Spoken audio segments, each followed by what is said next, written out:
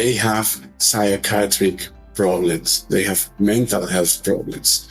And now we know that those problems are more important than seizures. This is a first.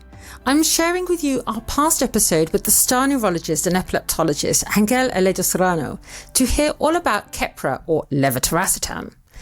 It's the almost villainized anti-seizure medication, but it's one which provides amazing seizure control and improves quality of life for many people. Ángel is also going to tell us about improving prescribing, avoiding doping people up on too many medications, and convincing other clinicians that epilepsy is way more than seizures. This episode is presented in partnership with Easy by Prosthesis GmbH. I am an epileptologist and neurologist working in Madrid. I am seeing both children and adults. I think that's kind of not very frequent. I don't do the transition from children to adults. I am the transition. And we are starting a new project in Madrid that's very exciting. What's the new project you're starting? So I have the opportunity to start a new institution and be the director of a new epilepsy program. It's the Madrid Epilepsy Centre. It's the name of the new project. And it's exciting to have this opportunity because we can put our philosophy and our ideas trying to make the patient the center of the care, and all the, epilepsy is involving so many things and so many perspectives and so many professionals. So we are trying to organize something with the patient with epilepsy in the center of the care. So that they have access not solely to an epileptologist, but also to, say, a neuropsychiatrist, a dietitian, a physical therapist, and things like that. Speech therapy, mental health therapy, all the workup like neurogeneticist, video EEG, MRI, so everything, social worker. So we are trying to make all this, and not to make the patient go to every specialist, but every specialist go to the patient. So the other way around. Well, watch out. I think you might have a few people wanting to move to your location in Madrid because it sounds amazing what you're doing. Yes, so this is something we are starting. Of course, epilepsy, and in the rare epilepsies or the complex epilepsies area, sometimes you get patients from all over the world. So I also do online consultations to try to reach these patients as well. Well, one of the benefits of the internet, I think especially, although of course COVID was horrific and lots of people hated, understandably, lockdown, I do think that it made more clinicians like yourself use the internet to give people treatment online. Absolutely. And of course you are losing something if you are not seeing the person in person, but at the same time you have, this huge opportunities to go to a specific specialist in your gene or in your specific epilepsy or in your specific epilepsy issue, like the mental health problems related to epilepsy and so on. And just so everybody knows as well, Ángel and I, did we meet on Twitter or was it at an event? I can't remember. I think so. The first connection, it was in Twitter or yeah. Anyway, so we both were working with EpiCare and ended up seeing each other at conferences. And so I've seen Ángel do some amazing talks, one of which you did at the SCN 8A and SCN 2A conference over the weekend in Denmark. And honestly, I know I sound like I'm promoting him, but he was so good. And that will be available on one of the websites. So make sure you check it out, everyone. So Ángel, today you're going to be talking about Levetiracetam, or otherwise known brand name Keppra. Could you tell us, for everybody who's not familiar, what is this drug? Yeah, so this is the most commonly prescribed drug, antiseizure medication. So,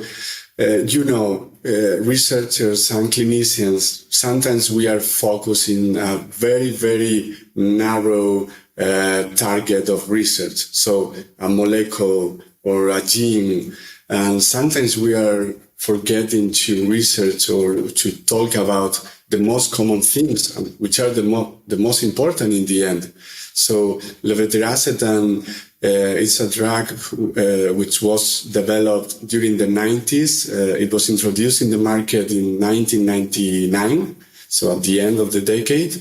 And it was a huge revolution because it was a drug which could be prescribed without interactions with other drugs. And it's kind of safe regarding to cardiac problems, kidney problems, bone problems. And at the same time, it's so easy to prescribe. So it was very, very different to other old medications like maybe valproic or phenytoin or phenobarbital. So in that sense, it was a huge revolution. And because of that, it became a blockbuster. Blockbuster, that's a good term for it. It's a favorite drug for all over specialists, like intensive care unit specialist, emergency department, doctors, internal medicine doctors, because it's really, really easy to use. So at the same time, we had this dark side of the story that, of course, if you get this over prescription, so you use it too much, you are not doing it well at the same time. So this is I think this is the background where our study is starting. So tell me about this specific study then, which came out, I believe, in April. It's not an original study. It's a review study and a narrative review. We call narrative review when you go over all the references, so previous papers, previous research studies, and you try to do a summary, and also you give your opinion, your expert opinion. So a group of epileptologists, together with my own institution, my old epilepsy program, but also with Fabio Nascimento. He's an epileptologist working in the US. And we tried to review all the evidence on Keppra, on levetiracetam, and try to highlight where not to use it and where better to use it. So to try to make it more specific. And by where you say when to use it and when not to use it, you're talking about a particular situation of a person with epilepsy, yeah. Right? So what type of seizure they have, frequency, any other comorbidities, drugs they're taking, right? Things like that? Yeah. To be more precise. So it's not Keppra for everybody. So in the last few years, we have this feeling that epilepsy is that a subspecialization of neurology where you put Keppra and then you start to think. So it's you just put Keppra. So we want to end this kind of strategy and to be more precise to help better our patients. So, for example, over the last few years, we discovered that around 20 to 30% of people treated with levetiracetam. By the way, Keppra is the commercial name, but levetiracetam is the scientific name of the drug. They have psychiatric problems. They have mental health problems. And now we know that those problems are more important than seizures. For many of us, yeah. A seizure is just one moment or some minutes, and mental health problems are all the time with you. So if you, what I can say to you, of course, you know about it better than me. What's important, though, I think, is that we have people with epilepsy and their potential carers, as well as clinicians working together, isn't it? A bit like at the conference, that we just had, the Philadelphia conference. So none of us know everything. That's the important thing to note. Yeah, for sure. And, we were very, very delighted to have a drug which was so easy to use and which was so safe for the heart and for the bones and for the bowels, so on and so forth. But at the same time, who cares about the bones when you don't get any happiness from your life? Thank you. Exactly. And that didn't used to be recognized, did it? So like you were saying, people would just, oh, you've got uncontrolled epilepsy, just try some Keppra, Levetiracetam, and good luck with that. But it's not solely about seizures. And I try to use this comparison. If you want to decide between your cholesterol, because of course levetiracetam is very good for cholesterol because it has no interactions, and other drugs like carbamazepine or even eslicarbazepine, they have some effects on lipids, on cholesterol. But who cares about cholesterols if you are going to get divorced because your couple is not standing you? So you have to balance that. And of course, this is only 20 to 30%. So there's 70, 80% who are not at risk of these psychiatric adverse events. But it's something you have to explain to the patient. Don't explain so much that you are causing nocebo, because you know what, I noticed this a lot on social media in some special groups for people with epilepsy. Somebody will be prescribed a new drug, just say for instance levetiracetam, Keppra, and they'll say, oh, are there any side effects? What should I do? And then the loudest people are always the ones who have the worst side effects. And then they'll say, well, beware, because this might make you depressed, or this might do this to what it, and then it makes people scared to even start the drug. So I think, yeah, like you're saying, we have to be careful with not be honest with patients, but not frighten them with potential side effects, right? Yeah. And you have to adapt your narrative to the personality of your patient and the family of your patient. So you cannot tell the information the same way to everybody. So for example, if your patient is kind of obsessive compulsive, the information has to be very, very specific, but not so, long, because they are obsessive. And then could cause real anxiety for them as well, right? And then ironically, the anxiety in many of us can cause seizures. So yeah, like you say, you have to be so careful.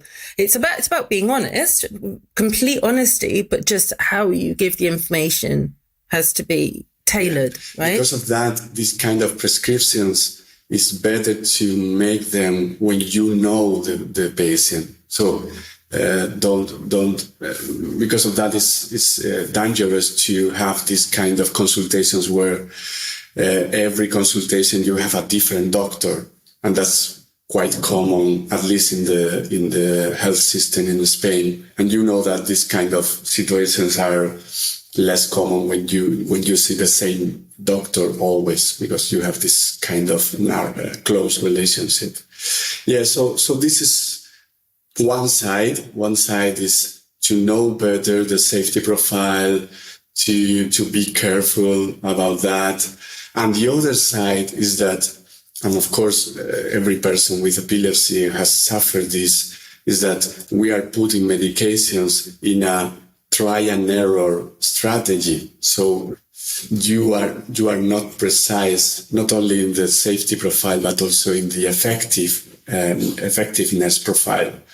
So sometimes you just know if it's working or not after putting it. So you cannot know it before. So in this review, in this paper, we try to highlight the specific epilepsy syndromes or clinical scenarios or etiologies, so genetic causes and so on, where levetiracetam can be more effective or less effective.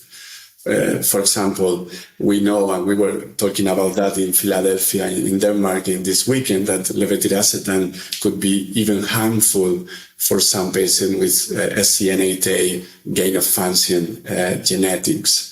So for other genes, for example, PCDH19 is another kind of genetic epilepsy, can be really effective. So the best drug. So this is so important. We have to be very cautious and to try to study our patients better to better understand which medications is going to be the best, not use Levetiracetam and see. Before we move on, with thanks to Easy by Prosthesis GmbH. Would you say it would be ideal for most or all people diagnosed with an epilepsy to have whole exome sequencing to try and identify any type of mutation, for instance? So that's a really good question, and it's something which is changing over time. And for example, some years ago, we were saying, no, so MRI, the neuroimaging, is only indicated for this kind of epilepsy and not for this kind of epilepsy. And now we are doing MRI for everybody. And I guess the same scenario is with genetic testing. So we are having really specific indications. The indications are growing and are expanding, but still we say that it's only indicated for people who are starting in the first years of life. So if you have a late onset epilepsy, that would be not indicated a genetic testing, because you have a lower diagnostic yield. But then, I don't know, to be sort of potentially an annoying patient, I could say, well, just because I might be one of the people having a lower diagnostic yield, it doesn't mean that I shouldn't have it. Probably in some years we will do it for everybody, even if you have only 2% of probabilities to have a diagnosis. That's worth it, because you will have more information to decide your treatment. So, of course, in general, the most important are good long video EEG. So to better understand the epilepsy syndrome. It's a generalized one, it's a focal one, which kind of discharges. You have epileptiform activity, which is typical of a malformation of cortical development. So then you have to look carefully to the MRI and then decide not to put levetiracetam, maybe at first antiseizure medication. So that's very important. And what we are also understanding in the last few years is that sometimes the genetic testing could help in the safety profile. And again, this is very important, because sometimes we end up in this cascade prescription. I don't know if you use that in English, but it's like you put an antiseizure medication, for example, levetiracetam, you produce a mood disorder, and then you secondarily you produce another prescription of antidepressant. So then the antidepressant put less libido or sexual problems, and then you are using Viagra. And then you are, so it's... and so it brings on basically polypharmacy, brings on a greater diagnosis of conditions and then more drugs, and you get stuck in this loop, right? Yeah, and this is well studied that you are doing that if you have shorter consultations. So of course, for a neurologist, if you have only 5 minutes or 10 minutes or 15 minutes of consultation, it's really difficult to go a step back, take perspective, and discontinue this medication, go down with this medication, explain a new medication, and make it in detail. So if you have less time, you put more medications in general. It's better, it's easier. So this is something I'm saying always in my talks, to try to change and de-prescribe. So stop more medications. By reducing the number of medications, you're going to reduce the side effects likely that the person experiences. Sometimes the negative side of the medications can outweigh the positive impact of a medication. I've spoken to clinicians who've told me that sometimes they'll have a patient with an epilepsy who'll say, do you know what, I would rather have an extra few seizures a month through taking a lower dosage of this drug so that I can go to work and I have kind of improved cognitive function. And it's all about that balance, isn't it? And I guess a clinician learns that through getting to know their patient better through longer appointment times. Yeah. And sometimes just patients have lost their expectations to be better, and they are understanding, or they are taking for granted that it's normal to be with a mental fog, because sometimes you don't know how are you after a long time of being depressed or being with less cognitive skills. You end up thinking that this is yourself, this is you. You don't know how intelligent you are without the medication. So true. It's like you're singing about my life and the life of so many people. That's exactly it. And then if somebody has felt, like you say, felt this way for a long time, been on these drugs for a long time, you can be scared to reduce those drugs or take those drugs, especially if they have had some usefulness in reducing the frequency or severity of your seizures. And yeah, it's like you're juggling all the time. And I think that that's where we really need people like yourself, Ángel, who appreciate that juggle and how to prioritize really quality of life. And we need more data on that as well, because something which we are also trying to show in our paper is that we still have gray scenarios. Situations where we don't know what to do and we don't have enough information. So in the end, we are just using your experience, which is, of course, that's really important, but it's not evidence-based.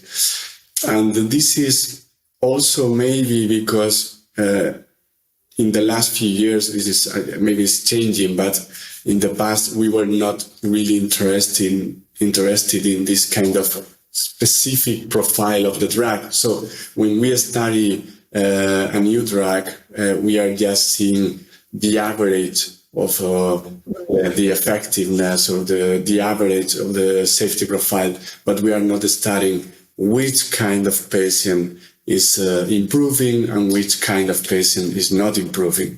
So maybe we should change our mindset on that.